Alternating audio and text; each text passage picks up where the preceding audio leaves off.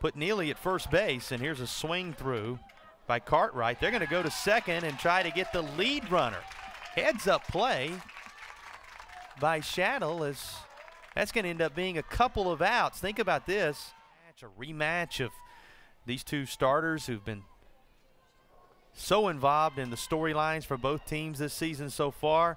There's a tag of the runner moving towards second, or an attempted tag, and not in time, or not enough reach there, I guess, to get Barnes. So the runner will score, and we're tied, and the throw over to first base just secures the second out. Now Settlemyre bats with the go-ahead run for Upstate in scoring position, and Kendall Settlemyre will drive that go-ahead run home as well as herself. For the second time in as many weekends, Settlemyre's gone yard. She did it 3 times in the same game in Game 2 of a doubleheader last Sunday against Florida Gulf Coast. And she, in her first at-bat of Game 2 of this Sunday's doubleheader, does the same thing again.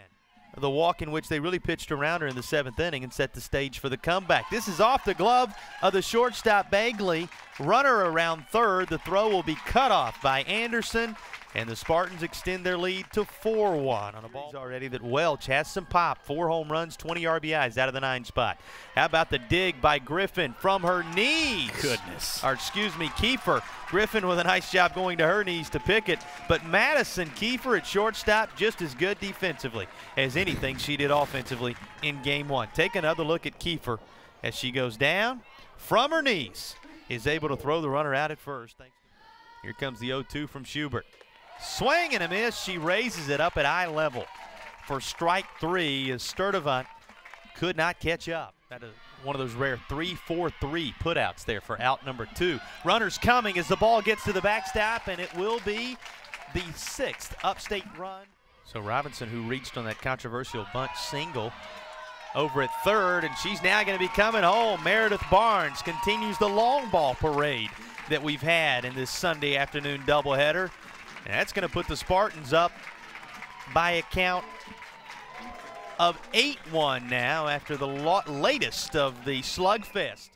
It'll be interesting to see where she ranks when the Player of the Week voting is done going into the coming week. We're going to go on into the bottom of this. It ended up not being enough with the way the Spartans played in the bottom of the 7th. And speaking of the way they play, how about what we saw so often last weekend from Kendall Settlemyre? Third in the conference, to play them in a few days. You got it. There's strike 3, and that's the ball game. Lexi Schubert, fittingly, able to punch out the last hitter of Game 3, and the Upstate Spartans have swept the Lipscomb Lady Bisons in impressive fashion. They took Game 1 in a shutout, 4-0. They came from behind with a 3-run bottom of the 7th to walk the Bisons off in Game 2.